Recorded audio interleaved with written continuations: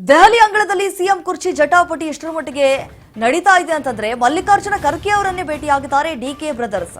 ಖರ್ಗೆ ನಿವಾಸದಲ್ಲಿ 1 ಗಂಟೆಗೂ ಹೆಚ್ಚು ಕಾಲ ಸುದೀರ್ಘವಾಗಿ ಚರ್ಚೆ ಮಾಡಿದ್ದಾರೆ. ನಿಜಕ್ಕೂ ಈ ಕಾಂಗ್ರೆಸ್ ಪಾಳ್ಯದಲ್ಲಿ ಆಗ್ತಾ ಇರುವಂತಹ ಬೆಳವಣಿಗೆಗಳು ಹೇಳತೀರದಾಗ್ಬಿಟ್ಟಿದೆ. ಡಿಕೆ ಬ್ರದರ್ಸ್ ಮತ್ತು ಮಲ್ಲಿಕಾರ್ಜುನ ಖರ್ಗೆ ಮಾತುಕತೆಯನ್ನ ನಡೆಸಿದ್ದಾರೆ. ಹಾಗಾದ್ರೆ ಎದ್ರ ಬಗ್ಗೆ ಮಾತನಾಡಿದ್ರು? ಖರ್ಗೆ ಅವರನ್ನ ಭೇಟಿಯಾಗಿದ್ರು ಡಿಕೆ ಶಿವಕುಮಾರ್ ಹಾಗೆ ಡಿಕೆ ಸುರೇಶ್. ಮಾತುಕತೆ ಬಗ್ಗೆ ಯಾವುದೇ ಪ್ರತಿಕ್ರಿಯೆ ನೀಡಿಲ್ಲ ಅಂತ ಡಿಸಿಎಂ ಡಿಕೆ ಶಿವಕುಮಾರ್ ಅವರು ನೋಡಿ. ಈಗಾಗಲೇ ದೆಹಲಿಗೆ ತೆರಳಿದ್ದಾರೆ ಡಿಕೆ ಶಿವಕುಮಾರ್. ಒಂದು ಕಡೆ ನಾಯಕತ್ವ ಬದಲಾವಣೆ ಮತ್ತೆ ಚರ್ಚೆ ಏನಿದೆ ಮುನ್ನೆಲೆಗೆ ಬರ್ತಾ ಇದೆ. ಸಿಎಂ ಕುರ್ಚಿ ಕಿತ್ತಾಟ ಜಟಾಪಟಿ ಹೈಕಮಾಂಡ್ ಮಟ್ಟಕ್ಕೆ ತಲುಪಿಬಿಟ್ಟಿದೆ. ಮಲ್ಲಿಕಾರ್ಜುನ ಖರ್ಗೆ ಅವರನ್ನ ಭೇಟಿಯಾಗಿದ್ದು ಡಿಕೆ ಬ್ರದರ್ಸ್. ಈಗಾಗಲೇ ಎಲ್ಲರೂ ಕೂಡ ಮಾತನಾಡಿಕೊಳ್ತಿದ್ದಾರೆ. ಕಾಂಗ್ರೆಸ್ ಪಾಳ್ಯದಲ್ಲಿ ಆಗ್ತಾ ಇರುವಂತಹ ಬೆಳವಣಿಗೆಗಳು ದಿನದಿನಕ್ಕೂ ಒಂದೊಂದು ಬೆಳವಣಿಗೆಗಳಾಗ್ತಿರುವಂಥದ್ದು. ಖರ್ಗೆ ನಿವಾಸದಲ್ಲಿ 1 ಗಂಟೆಗೂ ಹೆಚ್ಚುಗಳ ಕಾಲ ಮೀಟಿಂಗ್ ನಡೆಸಿದ್ದಾರೆ. ರಾಜ್ಯದಲ್ಲಿ ಆಗ್ತಾ ಇರುವಂತಹ ಬೆಳವಣಿಗೆಗಳು, ರಾಜಕೀಯ ವಲಯದಲ್ಲಿ ಆಗ್ತಾ ಇರುವಂತಹ ಪ್ರಸಕ್ತ ಬೆಳವಣಿಗೆಗಳು, ಇದೆಲ್ಲದರ ಬಗ್ಗೆ ಕೂಡ ಚರ್ಚೆ ಆಗಿರುವಂತಹ ಸಾಧ್ಯತೆ ಇದೆ.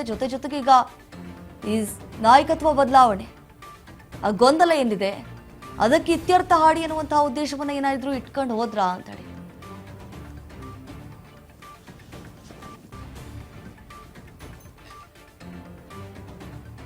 ಸಿಎಂ ಬದಲಾವಣೆ ಬಗ್ಗೆ ಬೇಗ ತೀರ್ಮಾನ ಮಾಡಿ ಎಐಸಿಸಿ ಅಧ್ಯಕ್ಷರ ಮುಂದೆ ಡಿಕೆ ಬ್ರದರ್ಸ್ ಬಿಗಿಪಟ್ಟನ್ನ ಹಿಡಿದಿದ್ದಾರೆ.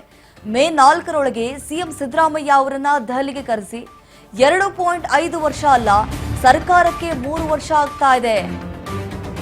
ಹಾಗಾದ್ರೆ ಮುಖ್ಯಮಂತ್ರಿ ಬದಲಾವಣೆ ಇನ್ನು ಯಾವಾಗ ಅಂತ ಹೇಳಿ ಪ್ರಶ್ನೆ ಮಾಡಲಾಗ್ತಾ ಇದೆ. ಅಧಿಕಾರ ಹಸ್ತಾಂತರದ ಬಗ್ಗೆ ಒಂದು ತೀರ್ಮಾನಕ್ಕೆ ಬನ್ನಿ. ಈ ರೀತಿಯಾಗಿ ಡಿಕೆ ಸಹೋದರರು ಹೈಕಮಾಂಡ್ ಮೇಲೆ ಒತ್ತಡವನ್ನ ಹೇರ್ತಿದ್ದಾರೆ. ಒಂದು ಕಡೆ ನಾಯಕತ್ವ ಬದಲಾವಣೆ ಗೊಂದಲ ಎಷ್ಟರ ಮಟ್ಟಿಗೆ ಮಿತಿ ಮೀರ್ತಾ ಇದೆ ಅಂತಂದ್ರೆ ಕಾಂಗ್ರೆಸ್ ಪಾಳ್ಯದಲ್ಲಿ ಏನ್ ಮುಂಚೆ ಹೇಳಿದ್ರಲ್ಲ 2.5 ವರ್ಷ ಸಿಎಂ ಸಿದ್ದರಾಮಯ್ಯ ಅವರು ಮುನ್ನಡೆಸ್ಕೊಂಡು ಹೋಗ್ಲಿ, ಇನ್ನುಳಿದಂತಹ 2.5 ಇಯರ್ಸ್ ಏನಿದೆ ಆ ಒಂದು ಜಾಗವನ್ನ, ಆ ಒಂದು ಸ್ಥಾನವನ್ನ ಡಿಸಿಎಂ ಡಿಕೆ ಶಿವಕುಮಾರ್ ಅವ್ರಿಗೆ ಬಿಟ್ಕೊಡ್ತೀವಿ ಅನ್ನುವಂತಹ ಮಾತುಗಳನ್ನ ಆಡಿದ್ರು. ಅದೇ ರೀತಿಯಾಗಿ ಫಾಲೋ ಮಾಡ್ಬೇಕಲ್ವಾ? ಹತ್ತತ್ರ 3 ವರ್ಷ ಆಗಕ್ ಬಂತು, ಇನ್ನುವರೆಗೂ ಕೂಡ ಸ್ಥಾನಮಾನವನ್ನ ಕೊಡ್ತಾ ಇಲ್ಲ ಅಂತ ಹೇಳಿ ಡಿಕೆ ಶಿವಕುಮಾರ್ ಅವರು ಕೂಡ ಕಂಗೆಟ್ಟಿದ್ದಾರೆ. ಪ್ರತಿ ಬಾರಿ ಹೈಕಮಾಂಡ್ ನಾಯಕರ ಹತ್ರ ಹೋಗ್ತಾರೆ, ಮಾತನಾಡ್ತಾರೆ, ಮನವೊಲಿಸುವಂತಹ ಕಾರ್ಯಕ್ಕೆ ಮುಂದಾಗ್ತಾರೆ, ವಾಪಸ್ ಬರ್ತಾರೆ. ಬರೀ ಇದೇ ಆಗಿ ಹೋಗ್ಬಿಡುತ್ತೆ. ಎಐಸಿಸಿ ಅಧ್ಯಕ್ಷರ ಮುಂದೆ ಡಿಕೆ ಬ್ರದರ್ಸ್ ಈಗ ಬಿಗಿಪಟ್ಟನ್ನ ಹಿಡಿದಿದ್ದಾರೆ. ಮೇ 4ರೊಳಗೆ ಸಿಎಂ ಸಿದ್ದರಾಮಯ್ಯ ಅವರನ್ನ ದೆಹಲಿಗೆ ಕರೆಸಿಕೊಂಡು ಮಾತನಾಡಿ ಆ ಸ್ಥಾನವನ್ನ ನನಗ್ ಕೊಡಿ ಅನ್ನುವಂತಹ ಲೆಕ್ಕಾಚಾರವನ್ನೇ ಇಟ್ಕೊಂಡೀಗ ದೆಹಲಿ ಅಂಗಳಕ್ಕೆ ತಲುಪಿದ್ದಾರೆ ಡಿಸಿಎಂ ಡಿಕೆ ಶಿವಕುಮಾರ್ ಹಾಗೆ ಡಿಕೆ ಸುರೇಶ್. ಶತಾಯಗತಾಯವಾಗಿ ಆ ಸ್ಥಾನವನ್ನ ಹೇಗಾದ್ರೂ ಮಾಡಿ ಗಿಟ್ಟಿಸ್ಕೊಳ್ಬೇಕು ಅನ್ನುವಂತಹ ರಣತಂತ್ರವನ್ನ ಕೂಡ ಹೆಣೆಯಲಾಗ್ತಾ ಇದೆ. ನೀವೇನ್ ಮಾತನಾಡಿದ್ರಿ, 2.5 ವರ್ಷ ಸಿಎಂ ಸಿದ್ದರಾಮಯ್ಯ ಅವರು ಸ್ಥಾನವನ್ನ ನಿಭಾಯಿಸ್ತಾರೆ ಅಂತ ಹೇಳಿ, ಇನ್ನುಳಿದಂತಹ 2.5 ವರ್ಷ ನಾನು ಕೊಡ್ತೀನಿ ಅಂತ ಹೇಳಿದ್ರಲ್ಲ. ಎಸ್, ಇದ್ರ ಬಗ್ಗೆ ಮತ್ತಷ್ಟು ಡೀಟೇಲ್ ಕೊಡ್ತಾರೆ ಅಸೋಸಿಯೇಟಿವ್ ಎಡಿಟರ್ ಆಗಿರುವಂತಹ ಗೋವಿಂದ್ ಈಗ ಫೋನ್ ಸಂಪರ್ಕದಲ್ಲಿ ಜಾಯ್ನ್ ಆಗಿದ್ದಾರೆ. ಎಸ್, ಈಗಾಗಲೇ ಡಿಕೆ ಬ್ರದರ್ಸ್ ದೆಹಲಿ ಅಂಗಳಕ್ಕೆ ತಲುಪಿದ್ದಾರೆ. ಒಂದು ಕಡೆ ನಾಯಕತ್ವ ಗೊಂದಲ ಇನ್ನೂ ಕೂಡ ಬಗೆಹರಿಯುವಂತಹ ಲಕ್ಷಣಗಳು ಗೋಚರಿಸ್ತಾ ಇಲ್ಲ. ಏನಾಗಬಹುದು, ಏನ್ ಹೇಳ್ಬೋದು ಹೈಕಮಾಂಡ್ ನಾಯಕರು ಅಂತ ಹೇಳಿ?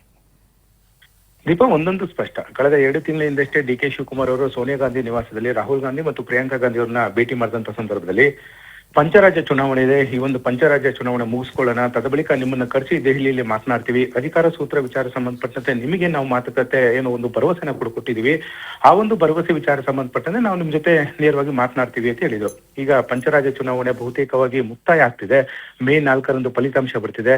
ಹಾಗಾಗಿ ಫಲಿತಾಂಶ ಆದ ಬಳಿಕ ರಾಜ್ಯದಲ್ಲಿ ರಾಜಕೀಯದಲ್ಲಿ ಎಲ್ಲೋ ಒಂದ್ ಕಡೆ ದೊಡ್ಡ ಮಟ್ಟದ ರಾಜಕೀಯ ಕ್ಷಿಪ್ರ ಬೆಳವಣಿಗೆ ಆಗುತ್ತೆ ಅಂತ ಹೇಳಿ ಪದೇ ಚರ್ಚೆ ಆಗ್ತಿದೆ. ಒಂದಂತೂ ಮುಖ್ಯಮಂತ್ರಿಗಳ ಆಪ್ತ ಬಳಗದವರು ನೇರವಾಗಿ ಸಭೆಯನ್ನ ಮಾಡ್ತಾ ಇದ್ದಾರೆ. ಸಭೆ ಬಳಿಕ ಒಂದು ರೀತಿ ಹೇಳಿಕೆಯನ್ನು ಕೊಡ್ತಾ ಇದ್ದಾರೆ. ಹೌದು, ಸಚಿವ ಸಂಪುಟ ಪುನರ್ರಚನೆ ಆಗೇ ಆಗುತ್ತೆ, ಕೆಲವೊಂದಿಷ್ಟು ಪಕ್ಷದ ಮಟ್ಟದಲ್ಲಿ, ಸರ್ಕಾರ ಮಟ್ಟದಲ್ಲಿ ಬದಲಾವಣೆ ಕೂಡ ಆಗುತ್ತೆ ಅಂತೇಳಿ ನೇರವಾಗಿ ಕೆಲ ಸಚಿವರು ಸತೀಶ್ ಜಾರಕಿಹೊಳಿ ಸೇರಿದಂತೆ, ಮಹದೇವಪ್ಪ ಸೇರಿದಂತೆ, ಪರಮೇಶ್ವರ್ ಸೇರಿದಂತೆ ಎಲ್ಲರೂ ಕೂಡ ಮಾತನಾಡ್ತಾ ಇದ್ದಾರೆ. ಇದಾದ ಬೆಳವಣಿಗೆ ಎಲ್ಲೋ ಒಂದ್ ಕಡೆ ಕಳೆದ 3-4 ದಿನಗಳ ಹಿಂದಷ್ಟೇ ಬೆಂಗಳೂರಿನ ಖಾಸಗಿ ಒಂದು ಹೋಟೆಲ್ನಲ್ಲಿ ಸಿಎಂ ಸಿದ್ದರಾಮಯ್ಯ ಅವರ ನೇತೃತ್ವದಲ್ಲಿ ಅವರ ಆಪ್ತ ಸಚಿವರು ಒಂದು ಸಭೆ ಮಾಡ್ತಾರೆ. ಈ ಒಂದು ಸಭೆ ನೇರವಾಗಿ ಹೈಕಮಾಂಡ್ ನಾಯಕರಿಗೆ ಒಂದು ಸಂದೇಶವನ್ನ ರವಾನೆ ಮಾಡಿದೆ. ಎಲ್ಲೋ ಒಂದ್ ಕಡೆ ಅಧಿಕಾರ ಸೂತ್ರ ವಿಚಾರ ಸಂಬಂಧಪಟ್ಟಂತೆ ಸಿಎಂ ಮತ್ತು ಡಿಸಿಎಂ ನಡುವೆ ಆಗಿದೆ ಎನ್ನಲಾದ ಒಂದು ವಿಚಾರ ಏನಿದೆ, ಇದ್ಯಾವುದೂ ಕೂಡ ನಮ್ಗೆ ಗೊತ್ತಿಲ್ಲ. ಸಿದ್ದರಾಮಯ್ಯ ಅವರೇ ಇನ್ನು ಉಳಿದಂತ ವರ್ಷದಲ್ಲಿ ಅವರು ಕೂಡ ಮುಂದುವರಿಬೇಕು ಮತ್ತು ಸಚಿವ ಸಂಪುಟ ಪುನರ್ರಚನೆ ಆಗೋದಕ್ಕೆ ಕೂಡ ನಮ್ಮ ಒಪ್ಪಿಗೆ ಇದೆ ಅನ್ನೋ ಒಂದು ವಿಚಾರದಲ್ಲಿ ಮೊನ್ನೆ ನಡೆದಂತ ಅತ್ಯಾಪ್ತ ಸಚಿವರ ಒಂದು ಸಭೆಯಲ್ಲಿ ಒಂದು ನೇರವಾದಂತ ಸಂದೇಶ ಈಗಾಗಲೇ ಹೈಕಮಾಂಡ್ ನಾಯಕರಿಗೆ ತಲುಪಿರುವಂತದ್ದು.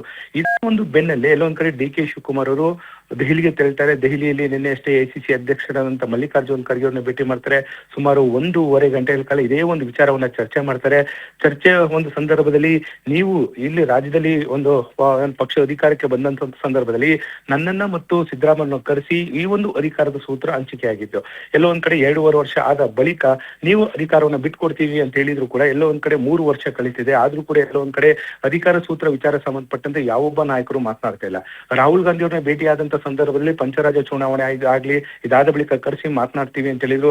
ಆದ್ರೂ ಕೂಡ ಮೇ 4ರಂದು ಫಲಿತಾಂಶ ಬರ್ತಿದೆ. ಹಾಗಾಗಿ ಈಗಿನಿಂದಲೇ ಒಂದು ಒತ್ತಡ ತಂತ್ರವನ್ನ ಹಾಕೋದಿಕ್ಕೆ ಡಿ.ಕೆ. ಬ್ರದರ್ಸ್ ಅವರು ಮುಂದಾಗಿರುವಂತದ್ದು. ಯಾಕಂದ್ರೆ ಡಿ.ಕೆ. ಶಿವಕುಮಾರ್ ಜೊತೆ ಡಿ.ಕೆ. ಸುರೇಶ್ ಅವರು ಕೂಡ ಸಾಥನ್ನ ಕೊಟ್ಟಿದ್ದಾರೆ. ಡಿ.ಕೆ. ಶಿವಕುಮಾರ್ ಅವರು ಯಾವುದೇ ರೀತಿಯ ರಾಜಕೀಯ ವಿಚಾರಗಳ ತೀರ್ಮಾನ ತೆಗೆದುಕೊಳ್ಳುವಂತ ಸಂದರ್ಭದಲ್ಲಿ ಅವರ ಸಹೋದರ ಡಿ.ಕೆ. ಸುರೇಶ್ ಅವರು ಕೂಡ ಜೊತೆಲಿ ಇದ್ದೇ ಇರ್ತಾರೆ. ಹಾಗಾಗಿ ಅವರು ಕೂಡ ನಿನ್ನೆ ಮಲ್ಲಿಕಾರ್ಜುನ್ ಖರ್ಗೆ ಅವರು ಭೇಟಿಯಾದಂತ ಸಂದರ್ಭದಲ್ಲಿ ಡಿ.ಕೆ. ಸುರೇಶ್ ಕೂಡ ಇರ್ತಾರೆ. ಮಲ್ಲಿಕಾರ್ಜುನ್ ಖರ್ಗೆ ಅವರು ಹೇಳ್ತಾರೆ, ಒಂದು ಚುನಾವಣೆ ಫಲಿತಾಂಶ ಮುಗಿಲಿ, ಇದಾದ ಬಳಿಕ ನಿಮ್ಮನ್ನು ಕರೆಸ್ತೀವಿ. ರಾಹುಲ್ ಗಾಂಧಿ ಅವರು ಕೂಡ ನಿಮ್ಮನ್ನು ಭೇಟಿ ಆಗ್ತಾರೆ. ಭೇಟಿ ಆದಂತ ಸಂದರ್ಭದಲ್ಲಿ ಎಲ್ಲಾ ವಿಚಾರ ಚರ್ಚೆ ಆಗುತ್ತೆ ಅಂತ ಹೇಳ್ತಾರೆ. ಆ ಒಂದು ಸಂದರ್ಭದಲ್ಲಿ ಡಿ.ಕೆ. ಶಿವಕುಮಾರ್ ಅವರು ಹೇಳ್ತಾರೆ, ಮೇ 4ರಂದು ಫಲಿತಾಂಶ ಆದ ಬಳಿಕ ನೀವು ಮುಖ್ಯಮಂತ್ರಿಗಳು ಕೂಡ ಕರೆಸಿ, ಮುಖ್ಯಮಂತ್ರಿಗಳು ಮತ್ತು ನಾನು ಮತ್ತು ರಾಹುಲ್ ಗಾಂಧಿ ನೀವು ಈ 4 ಜನ ಜೊತೆ ಒಂದು 1-to-1 ಸಭೆ ಮಾಡೋಣ. ಯಾಕಂದ್ರೆ ನೀವು ಆ ಒಂದು ಸಂದರ್ಭದಲ್ಲಿ ಕೊಟ್ಟಂತ ಮಾತೇನಿದೆ ಇದನ್ನ ಆ ಒಂದು ಮಾತನ್ನ ಈಡೇರಿಸಲೇಬೇಕು ಅಂತೇಳಿ ಡಿ.ಕೆ. ಶಿವಕುಮಾರ್ ಅವರು ಖರ್ಗೆ ಅವರ ಮೇಲೆ ಒತ್ತಡವನ್ನು ಹಾಕಿರುವಂತದ್ದು. ಹಾಗಾಗಿ ಎಲ್ಲೊಂದ್ ಕಡೆ ರಾಜಕೀಯ ಬೆಳವಣಿಗೆಗಳು ರಾಜ್ಯ ಕಾಂಗ್ರೆಸ್ ನಲ್ಲಿ ದೊಡ್ಡ ಮಟ್ಟದ ಬೆಳವಣಿಗೆ ಆಗುತ್ತೆ ಮೇ ನಂತರ ಅಂತ ಹೇಳಿ ಪದೇ ಹೇಳಲಾಗ್ತಿದೆ. ಹಾಗಾಗಿ ಇದರ ಒಂದು ಬೆಳವಣಿಗೆ ಈಗ ರಾಜ್ಯ ಕಾಂಗ್ರೆಸ್ ನಡೆದಿದೆ ಅಂತ ಕಾಣಿಸ್ತಿದೆ. ಹಾಗಾಗಿ ಮೇ 4ರ ಒಂದು ಚುನಾವಣೆ ಫಲಿತಾಂಶ ಬಳಿಕ ಎಲ್ಲೋ ಒಂದ್ ಕಡೆ ರಾಜ್ಯ ಕಾಂಗ್ರೆಸ್ ನಲ್ಲಿ ಮತ್ತು ಸರ್ಕಾರ ಮಟ್ಟದಲ್ಲಿ ಎರಡು ಕಡೆ ಕೂಡ ಒಂದು ದೊಡ್ಡ ಮಟ್ಟದ ಬೆಳವಣಿಗೆ ಆಗೋದು ಬಹುತೇಕವಾಗಿ ಖಚಿತ ಅಂತ ಕೂಡ ಹೇಳಲಾಗ್ತಾ ಇದೆ. Deepa, yes Govind, thank you ತಮ್ಮ ಮಾಹಿತಿಗಾಗಿ. ನೋಡಿ, ಈಗಾಗಲೇ ಸಾಕಷ್ಟು ರೀತಿಯಾದಂತಹ ಬೆಳವಣಿಗೆಗಳು ಆಗ್ತಾ ಇರುವಂತದ್ದು ಕಾಂಗ್ರೆಸ್ ಪಾಳ್ಯದಲ್ಲಿ. ಈಗಾಗಲೇ ಡಿ.ಕೆ. ಬ್ರದರ್ಸ್ ಕೂಡ ಬಿಗಿಪಟ್ಟನ್ನು ಹಿಡಿದಿದ್ದಾರೆ. ಹೇಗಾದ್ರೂ ಮಾಡಿ ಸ್ಥಾನವನ್ನು ಗಿಟ್ಟಿಸಿಕೊಳ್ಬೇಕು ಅನ್ನುವಂತಹ ನಿಟ್ಟಿನಲ್ಲಿ ಸಾಕಷ್ಟು ರೀತಿಯಾದಂತಹ ಕಾರ್ಯತಂತ್ರವನ್ನು ಕೂಡ ಹೆಣೆಯುವಂತಹ ಕೆಲಸ ಆಗ್ತಾ ಇದೆ. ಈಗ ಹೈಕಮಾಂಡ್ ನಾಯಕರನ್ನ ಕೂಡ ಭೇಟಿ ಆಗ್ತಿದ್ದಾರೆ, ಮನವೊಲಿಸುವಂತಹ ಪ್ರಯತ್ನಕ್ಕೂ ಕೂಡ ಮುಂದಾಗ್ತಿದ್ದಾರೆ.